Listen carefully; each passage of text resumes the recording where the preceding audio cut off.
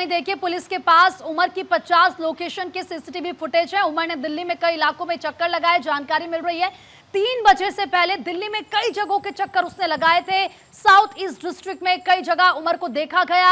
इसके बाद east district, central district में भी उसको देखा गया था। North district, north west district में भी उमर गया था। अशोक विहार में कुछ खाने के लिए भी वो रुका था। दोबारा सेंट्रल डिस्ट्रिक्ट फिर वो आया। मस्जिद में भी 3:19 पर वो जाता है। नॉर्थ डिस्ट्रिक्ट के लाल किला पार्किंग पर वो पहुंचता है। उसके बाद तो आप जानते हैं क्या कुछ हुआ। अक्षय, 50 जगह के सीसीटीवी फुटेज फिलहाल पुलिस के हाथ लग गए हैं, जो अलग अलग ही गया।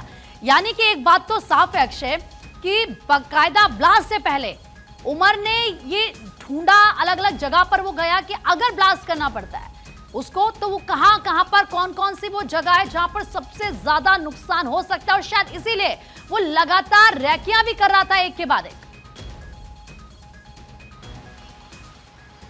कहा यह भी जा रहा है कि लाल किले के अंदर भी जाने की उसने कोशिश की थी, लेकिन क्योंकि सोमवार को लाल किला बंद रहता है तो उसके कारण उसको वहां पर कामयाबी नहीं मिली, इसलिए वो मस्जिद गया। सिग्नल पर जिस तरह से विस्फोट हुआ उससे पहले सीपी कहा जा रहा है कि कनाट प्लेस गया।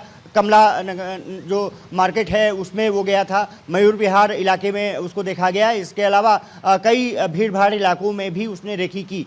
कोशिश यही थी कि ज़्यादा से ज़्यादा नुकसान किया जा सके। और जैसा कि अभी एजेंसियां मान रही हैं कि वो दिसंबर में लगभग ब्लास्ट करने का प्लान था। इसका मतलब प्री मैच्योर ये ब्लास्ट हुआ है। अगर पूरी तरह से साजिश के साथ जो उनकी साजिश थी अगर उस पर ये खरे उतरते तो निश्चित रूप से देश में बड़ी अराजकता की स्थिति होती है। और 6 दिसंबर का इसीलिए क्योंकि ये कहा जाता है कि बाबरी मस्जिद का उस दिन शहीदी दिवस मनाया जाता है। लेकिन सबसे बड़ी बात यह है कि अब राम मंदिर बन चुका है, लेकिन वो आतंक के दुश्मन कौन है? क्या पाकिस्तान समर्थित आतंकी जैसे मोहम्मद या फिर कोई और जो हैंडलर हिंदुस्तान में रह रहा है? सबसे बड़ी बात यह है कि हर शहरों में, खास करके लखनऊ में, फरीदाबाद में, दिल्ली में विस्फोट करने की योजना थी। इसके अलावा राम मंदिर भी निशाने पर था, ये भी बताया जा रहा है।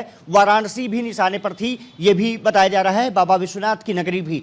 सबसे बड़ी बात यह है कि प्री मैच्योर जो विस्फोट हुआ है उसके कारण थोड़ी सी जरूर एजेंसियों को राहत निश्वास ली है, लेकिन जिस तरह से लोगों की मौत हुई है वो बहुत दुखद है। जिस तरह से अभी भी जिंदगी और मौत के बीच लोग जूझ रहे हैं, लगातार उन पर निगरानी डॉक्टर रख रहे हैं। कहा जा सकता है कि एक बड़ी साजिश और उसको साजिश को कामयाब इरादे थे। सिलसिलेवार धमाकों की पूरी साजिश रची जा रही थी। अब जैसे जैसे खुलासे हो रहे हैं, लेकिन पहले ये धमाका हो गया। फिलहाल अक्षय, आपका बहुत बहुत शुक्रिया तमाम जानकारी देने के लिए।